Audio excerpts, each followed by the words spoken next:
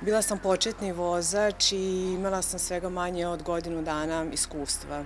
Nažalost, tada nisam shvatala važnost vezivanja sigurnosnog pojasa i često se nisam vezala.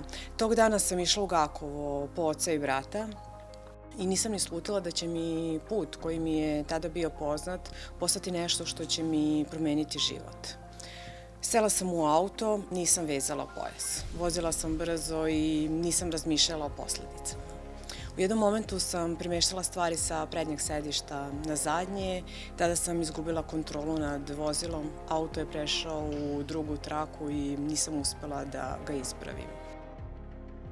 Auto je udario u panj koji se nalazio pored puta i od siline udarca ja sam ispala iz auta. Posledice su bile ozbiljne i moj život se zauvek promenio.